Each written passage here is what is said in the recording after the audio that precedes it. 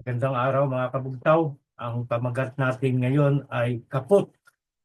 Kaput is a German word which means broken or useless. Medyo nagustuhan ko itong salitang to kasi may professor ako dati sa history and philosophy na German na pari. Pag ang isang estudyante ay tanga o bagsak, ang tawag niya ay kaput, sira. Ngayon, napili ko to kasi ang Pilipinas ay kaput. The Philippines is broken, sira na. The system is broken. The government is not functioning. It does not, you know, fulfill the social contract it has with the people. The judiciary is broken. The police is broken. The AFP, well, functioning sa anti-insurgency, pero as a protector of the Filipino people, it's broken. Although nagsalita kamakailan lang ang PMAAA, ang Philippine Military Alumni Association, that they broke their silence and they will abide with their constitutional mandate to protect the Filipino people. Ewan ko ano mangyari dyan. No? Ang executive, legislative, judiciary, the three branches of government ay kaput, it's broken, sira, it's useless, walang kwenta, no, it's not functioning. Nakita natin sa pag-railroad sa impeachment ni Vice President Sara Duterte. Kung mahanap niyo yung Facebook page ni Glenn Chong, Attorney Glenn Chong, doon pinaliwanag niya how the Congress did not follow procedure. Mas magaling si Glenn Chong ang paliwanag doon kaysa sa akin kasi abogado yun. Ang problema na kasi impeachment is not a juridical process. It is a political process. It is a numbers game. The person accused will not be judged according to the merits of the case, but on the political affiliation and of course the monetary consideration. Ewan ko kung totoo na bawat perma daw ng mga kongresista ay naghalaga ng 150 million pesos. Maraming nagdi-deny. Yung meron namang isa, minura-mura na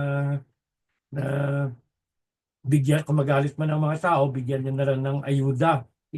Yan, patronage politics talaga. Akala mo they can appease the people. Although marami kasi kapit sa patalim, kaya siyempre tatanggapin yon, no?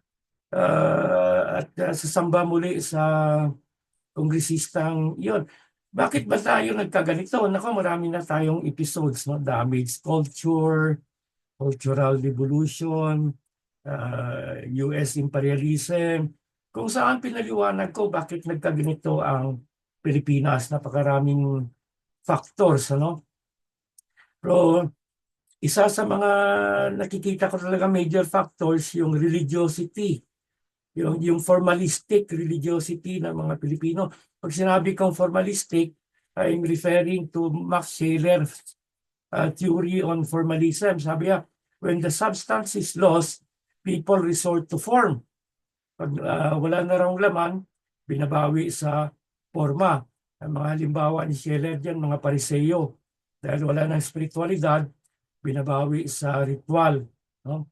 Meron akong ibigan dyan sa Facebook na more Catholic than the Pope. Puro santo yung pinapost, whatever.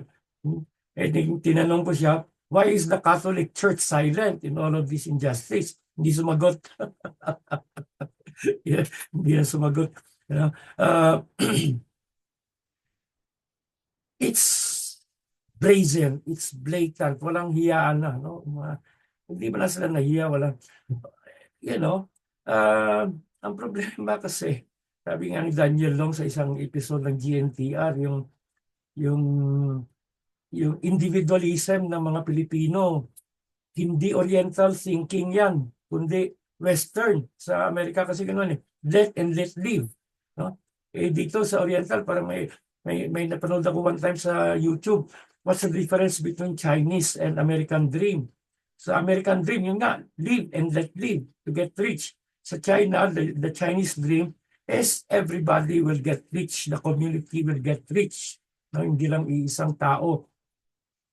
In fact, kahit sa Filipino values, andyan yan, yung malasakit, yung konsepto ng kapwa. Ang kapwa, mahirap hanapin sa ibang lingwahe, no? Fellow man, or iba kapwa. Ang problema lang sa Filipino concept of kapwa, it is only extended to the inner circle, the inner family. No? Yung sa labas, wala na. There's no sense of community. There's no sense of country. Importante, yayaman ako. Importante, yayaman ang pamilya ko. Hanggang doon lang. No? Malasakit ang kapwa. No sense of humanity or country or humankind. Di tulad ng sinasabi ni Xi Jinping na destiny for all mankind, which is prosperity. You know? Sa Amerika, let live and let live. No? Kaya nagkagalito tayo ngayon. Wala, nakakalungkot. May mga kaibigan akong teacher sa college, no? Nawala ng trabaho kasi nang lay off kasi bumaba yung enrollment. At nakita ko sa data ng CHED, ang taas pala ng college dropout rate sa Pilipinas. Daming nagda-drop out kahit may free tuition na sa SUCs, sa state universities and colleges. Kasi siyempre free tuition nga, pero yung baon mo, pamasahe mo, kain mo, mga projects, no? Yung mga school supplies, hindi kaya. Hindi kaya na mapili. So ano nangyari sa atin? Daming hindi nakakapag-kolehiyo o kung makapagtapos man, unemployed or underemployed. Kasi wala. Kausap ko lang yung kaibigan kong contractor, halos mangiyak-iyak na. Wala daw talagang project. No? Kung mayroon ng project sa public works, puro maintenance. At kurakot yun. Karamihan dyan, flood control. Kasi yung flood control, yun nga ang pinakamadaling i-corrupt. No? May dredger, isang dredger, pa-picture, tapos na. No? Ganun ang sitwasyon ngayon. Inflation, grabe. No? Gasolina, tuition, renta, tumaas lahat. No? Tapos, ay grabe. Talagang, ewan ko, ano bang solusyon dito? Kapot ang Pilipinas, sira ang Pilipinas. Ang nakita ko ng solusyon dito ay revolusyon eh. Pero mangyayari kayo yun, ewan ko lang. No, ako hindi na ako umaasa sa armed forces, wala na yun. No, although hati sila ngayon, may sa mga lower ranks, iba yung sentimento. Ewan ko lang kung mag-prosper yung ganyang sentimento, no, sa armed forces. Kasi alam ko may usapan sila, either they move as one or they will not move at all. Pero very fluid ang situation, so abangan natin in the coming days. And may nakikita na ako, people are organizing. May nagsabi sa akin yung nangyari sa INC doon, simula pa lang yun. No? Pero ang Katoliko, nasaan sila? Wala kasi yung sitwasyon, ang mga obispo ayaw din sa mga Duterte. Kasi ang mga Duterte ayaw humalik sa puwet nila. Ganon ka-primadona itong mga obispong ito. And siyempre, the Catholic Church is also controlled by the CIA. No? So, nag-iintay din yan sa utos ng Vatican through the nuncio. No? Buti, nasabi ko nga noon, si Cardinal Sino, pinigilan din ng nuncio, si Torpegliani noon. Pero si Nawaya, sabi ni Torpegliani, sabi ni Pope John Paul II, tigilan mo yan, huwag kayong mag-alsa. Pagkatapos ng EDSA 1, nung nakita si Cardinal Sin saka si Pope John Paul II sa Rome, sabi ni Cardinal, pasensya na, hindi ako nakinig sa iyo. Sabi ni Pope John Paul II, hindi ko sinabi yun ah. Ano ba talaga, kuya? Anyway, so Mao Zedong said, power is in the barrel of the gun. So yun, no, ang mga successful revolution dito sa Pilipinas. No? Ewan ko lang kung yung Katipunan naging successful kasi hinijack din ng Kano. Ang EDSA 1, siyempre, dahil involved ang military, involved din ang Kano. EDSA 2, involved ang military, involved din ang Kano. Pagkatapos dyan, tulad ng Katipunan noon, hinijack din ng mga oligarch. No? Si Cory, mga oligarch din ng take over, no? Dami kasalanan ni Cory, no? Privatization, presyo ng kuryente, no? Ganun din pagkatapos ni ERAP. So ganun pa rin. Kaya nga siguro mga tao pagod na rin. Ano may sabi nila may people power fatigue na. Pero sana wag magsawa, no? Yun na nakita pero anong klaseng revolusyon? Power is in the barrel of the gun. Hindi na naman ang armed forces saka ang police ang marunong humawak ng armas eh. No? Ang mga tao pwede rin. No? Nangyari yan noon sa sobrang pang-aapi, kahirapan ng panahon ni Marcos Sr. Maraming naging rebelde. Ang problema naman, sumali sila sa Communist Party of the Philippines, sa New People's Army, but it was a flawed ideology. And the party itself is very corrupt. Nakikita natin ngayon sa mga komunista dyan sa Congress. May mga haka-haka nga, komunista naman nagpapatakbo sa Pilipinas ngayon. No? Dahil ang mga politiko, they align themselves with these people kasi they have the numbers. The politicians respect numbers. Why is it that they have the numbers? Kasi maraming ang naaapi sa Pilipinas. Maraming ang naghihirap sa Pilipinas. So, very palpable ang recruitment ng CPP. Only to find out it is also a flawed organization. No? And it failed. No? It failed. No? Ako I believe in socialism, pero iba naman yun. Sa Europe, yung mga hindi komunista, pero socialist, they call themselves socialist, not communist. No? Communism failed in many countries. It failed in the Philippines. No? Sa mga korupsyon sa loob, sa awayan, sa patayan nila sa revolutionary taxes. So saan tatakbo ang mga Pilipino? Yung EDSA 1, lumabas ng EDSA 2 kasi may simbahan nandun. Basta religiyon na mag-utos, no? Lalabas ang mga Pilipino. Pero ngayon wala eh. Wala. So saan tayo pupulutin? Kapot nga, it's no longer working. The system is no longer working. Government did not fulfill the social contract. The basic services are not being delivered. The money for the services are being pocketed. So ano mangyayari? Saan tayo pupulutin? May solusyon ba? Nakikita mo nga, revolusyon eh. Pero paano? No? Gusto natin lumabas ng kalsada. Pagkatapos niyan, wala. Uwi. Tulog. Kaya, mass movement, ewan ko lang kasi very fluid nga kung may mga mangyayari, mga malalaking mass movement in the coming days dahil sa impeachment ni VP Sara. Imagine 32 million voted for her, no? At kita naman ng lahat. Salamat sa social media. Dati kontrolado yung press. Ang mainstream wala na yan. Bayad na yan. Kung buti na dito. Pero kahit yung social media ngayon sinusupress. No? Kaka-open ko lang ng Facebook ko. Ang daming account na delete or na suspend. Basta anti-Marcos ka, anti-US ka, no? Ang armed forces, karamihan dyan, tinitingnan pag anti-US ka, anti-Philippine government ka rin. Bakit ang Philippine government ba US na? Pero ganun ang pag-iisip ng mga Pilipino eh. No? Pero huwag tayo magsawa. Tuloy-tuloy lang. No? Yan sila Kamentong, no? Sa GMTR, sa Sulu. May mga kabataan dyan, sina Sas, andyan, sina Miss Maharlika, sina June Abines, sina Evie Hugalbot, sina Joy DeVive, sina dami, sina Trixie. Ang ilis, sina Tony Glenn. Laban lang, laban. Ang problema pag tumigil tayo sa paglaban, sana magbubunga din. No? If you plant seed, it will always grow. Minsan nakakasawa na rin eh. Kanina kausap yung pamangkin ko.